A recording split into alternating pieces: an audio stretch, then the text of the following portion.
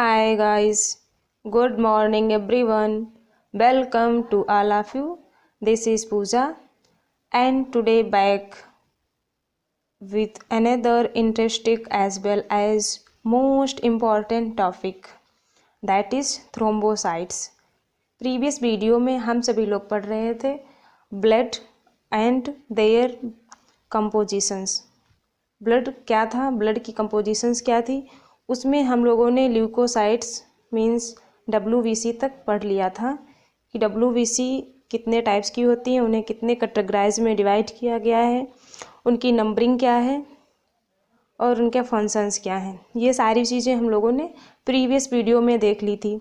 ये वीडियो आपको तभी समझ में आएगी जब आप प्रीवियस वीडियो देखेंगे, देन आफ्टर आप इस वीडियो पर मूव करना। अब हम इस वीडियो में कवर करने वाले हैं thrombocytes and its function and blood clotting factors as well as blood clotting mechanism.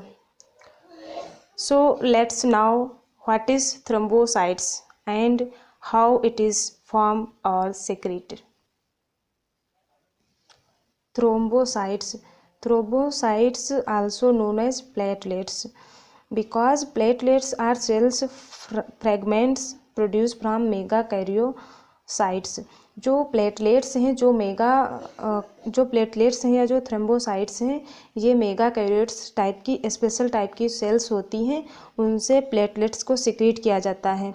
जो प्लेटलेट्स हैं ये प्लेट लाइक स्ट्रक्चर की सेल्स होती हैं जो कि बोन मैरो के थ्रू प्रोड्यूस होती हैं, ठीक है। और इसके प्रोड्यूस होने की प्रोसेस को हम थ्रोम्बोसाइटोसिस कहते हैं। नाउ ब्लड में जो ब्लड है, पूरा होल ब्लड, उसमें जो थ्रोम्बोसाइट्स हैं वो नॉर्मली 1,50,000 to 3,50,000 पर mm³ नॉर्मली होती हैं। प्लेटलेट्स मेन फंक्शन इज कागुलेशंस और क्लॉटिंग ऑफ ब्लड। जो प्लेटलेट्स होती हैं इनका मेन फंक्शन ब्लड क्लॉटिंग में होता है, ठीक है। जब हमें इंजरी या फिर किसी तरीके से कट जाते हैं तो जो ब्लीडिंग होने लगती है, जो ब्लड फ्लो होने लगता है ब्लड वेसल्स से, उस समय ब्लड क्लॉटिंग में main important role platelets play करती हैं। और ये हमें माइक्रो ऑर्गेनिज्म के अगेंस्ट या पैथोजन के अगेंस्ट इम्यूनिटी या फिर डिफेंस भी प्रोवाइड करती हैं। Now platelets smallest blood cells, colourless, non-nucleated, round और oval, flattened disc shaped structures. जो प्लेटलेट हैं ये स्मॉल ब्लड सेल्स ही होती हैं बट ये कलरलेस होती हैं, इनमें न्यूक्लियस एब्सेंट होता है और ये या तो फिर ओवल शेप्ड होती हैं, राउंड ओवल शेप्ड, या तो फिर ये फ्लैटेंड डिस्क की शेप की होती हैं। और जो इनका लाइफ स्पॉन है ये 7 days to 12 days तक होता है। क्लियर? नोट यहाँ लिखी है एक, platelets are characteristic features of mammals but in other organism is nucleated and called is spindle cell. जो प्लेटलेट्स टर्म यूज़ करते हैं ये मेनली हम मैमल्स के रिगार्डिंग यूज़ करते हैं क्योंकि ये मैमल्स में नॉन न्यूक्लिएटेड होती हैं और कलरलेस होती हैं। बट जो अदर ऑर्गेनिज्म हैं उनमें प्लेटलेट्स न्यूक्लिएटेड होती हैं, तब हम इन्हें स्पिंडल सेल कहते हैं। लाइक फ्रॉग में जो प्लेटलेट्स होती हैं वो न्यूक्लिएटेड होती हैं, इसलिए हम इन्हें स्पिंडल सेल कहते हैं। क्लियर? आई होप आपको यहाँ तक समझ आया होगा। अगर आप अच्छे से केयरफुली सुनेंगे और साथ साथ राइट डाउन करेंगे तो डेफिनेटली आपको समझ में आएगा और यहाँ से क्वेश्चन भी बनेंगे। ये रिटन फॉर्म में नोट्स लाई हूँ ताकि आप रिटन एग्ज़ाम भी दे सकें, लाइक MSc, BSc या फिर बोर्ड एग्ज़ाम। ओके, अब देखते हैं कि अगर बॉडी में थ्रोम्बोसाइट्स या प्लेटलेट्स का नंबर इंक्रीज हो जाए तो इस एबनॉर्मलिटीज़ को क्या कहते हैं? थ्रोम्बोसाइट्स एबनॉर्मल इंक्रीज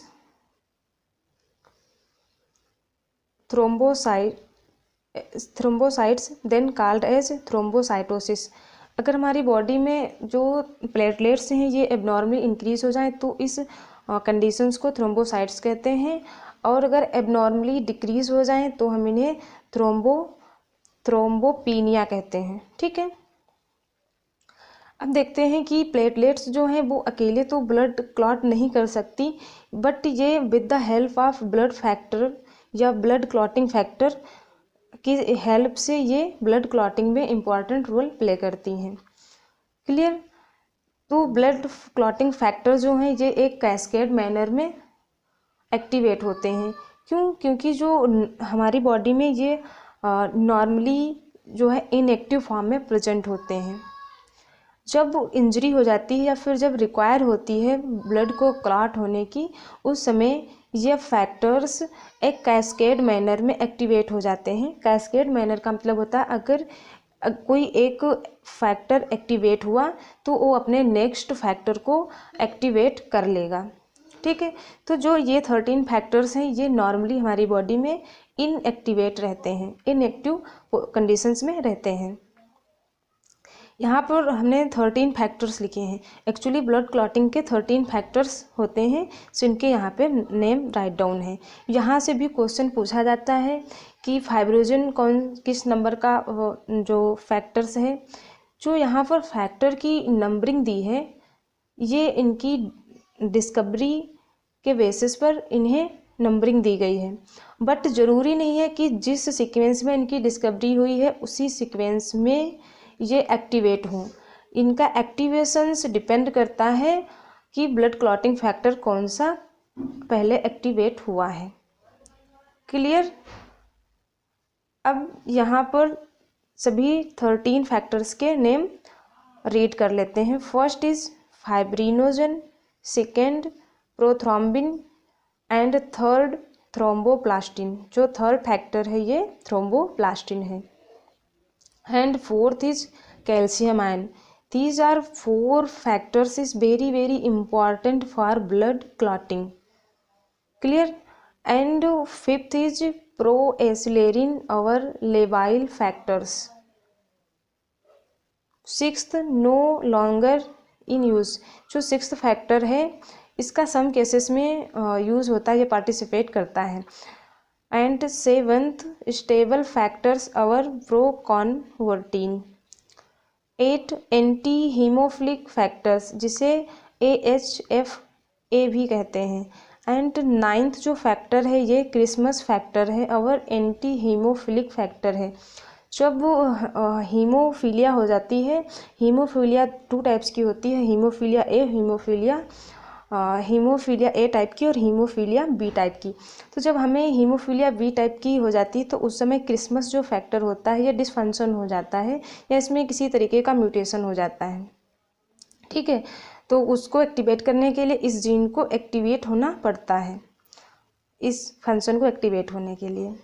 एंड जो हमारे पास 10th है ये फैक्टर स्टोर्ड पावर फैक्टर या फिर इसे हम थ्रोम्बोकाइनेस फैक्टर भी कहते हैं। 11th plasma thromboplastin and assistant जिसे हम PTA भी कहते हैं। 12th हैजमैन फैक्टर्स, इस फैक्टर की डिस्कवरी हैजमैन ने की थी, इसे ग्लॉस फैक्टर भी कहते हैं। And 13 factor is fibrin stabilising factor और Laki Lorand factor.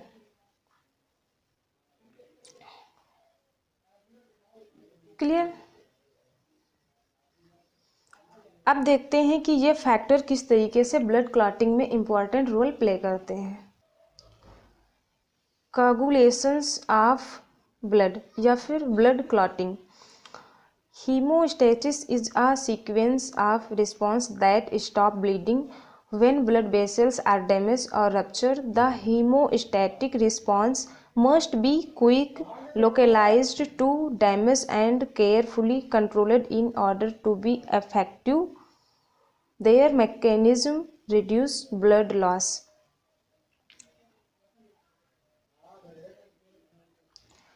Blood clotting के ड्यूरिंग क्या होता है कि जब भी हमें कोई इंजरी हो जाती है या हमें कट लग जाता है तो ब्लड कंटिन्यू फ्लो होता रहता है। ठीक है, कंटिन्यू फ्लो होना स्टार्ट हो जाता है। अगर हमारी बॉडी से ब्लड कंटिन्यू फ्लो होता रहा तो सम टाइम आफ्टर हमारी बॉडी में एक लार्ज अमाउंट पर ब्लड का लॉस हो जाएगा, जिससे कि हमारी बॉडी की मेटाबॉलिक एक्टिविटी या फंक्शंस में प्रॉब्लम आ जाएगी। ठीक है, तो इसके लिए क्या होती है, ये बाई नेचर या हमारी बॉडी के इम्यून सिस्टम के थ्रू बाई बर्थ ये मैकेनिज्म हमारे बॉडी में होती है कि जब भी हमें कोई कट लग जाता है या ब्लीडिंग होने लगती है तो सम टाइम आफ्टर्स वहाँ पे एक ब्लड का क्लॉट बन जाता है और उसके बाद ब्लीडिंग स्टॉप हो जाती है। ठीक है, तो इस प्रोसेस को हीमोस्टैसिस कहते हैं। हीमोस्टैसिस मीन्स जो हमारे ब्लड क्लॉटिंग फैक्टर होते हैं वो एक सीक्वेंस मैनर में ब्लड जो फ्लो हो रहा है ब्लीडिंग को स्टॉप करते हैं। ठीक है, इस प्रोसेस को हीमोस्टैसिस कहते हैं। और जो ये ब्लड क्लॉटिंग की जो मैकेनिज्म है ये 3 टाइप से होती है। 3 टाइप की मैकेनिज्म हमारी बॉडी में प्रेजेंट होती हैं जो कि ब्लड लॉस को रिड्यूस करती हैं। फर्स्ट इज वैस्कुलर स्पॉम या फिर muscular construction of damage area. कहीं पे हमें हल्का फुल्का डैमेज हुआ है तो वहाँ पे मसल कंट्रैक्शन होगा उस डैमेज एरिया में और उसके थ्रू उसको कंट्रोल कर लेगा, फिर ब्लड फ्लो होना रुक जाएगा। सेकंड मेथड है प्लेटलेट प्लग फॉर्मेशन। जहाँ पे हमें इंजरी या कट हुआ है वहाँ पे प्लेटलेट्स आकर एक अपना प्लग बना लेती हैं। ठीक है, जिससे भी ब्लड फ्लो होना रुक जाता है और वहाँ पर एक ब्लड का क्लॉट बन जाता है।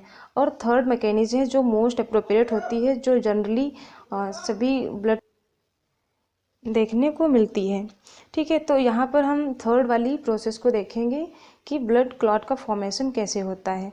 तो क्लॉट क्या है, simple clotting involves several substance known as clotting या फिर कोगुलेशंस। ठीक है, और ये किसकी हेल्प से होता है, ये ब्लड क्लॉटिंग फैक्टर की हेल्प से होता है। दीज फैक्टर्स इंक्लूड, यहाँ पर जो मेनली फैक्टर्स इंक्लूड होते हैं ये हैं calcium ion and several inactive enzymes that are synthesized by hepatocytes या फिर liver cells released into blood stream। जो ये ब्लड क्लॉटिंग फैक्टर हैं इन्हें कौन रिलीज करता है, तो जो हमारे लीवर की हिपेटोसाइट्स सेल्स होती हैं ये इसे रिलीज करती हैं ब्लड स्ट्रीम में। And various molecules associated with platelets और रिलीज्ड बाय डैमेज टिश्यू। और इसके अलावा जो प्लेटलेट्स होती हैं या फिर जो डैमेज टिश्यू होता है वो खुद ही कई तरीके के मॉलिक्यूल्स को सिक्रीट करता है जो कि ब्लड क्लॉटिंग में हेल्प करते हैं। And clotting is a complex cascade of enzymatic reaction in which is clotting factor activates many molecules of the next one in a fixed sequence। Blood clotting का एक fixed sequence होता है कि इसी sequence में next blood clotting factor activate होगा। ठीक है, तो उसे हम कैस्केड मैनर कहते हैं।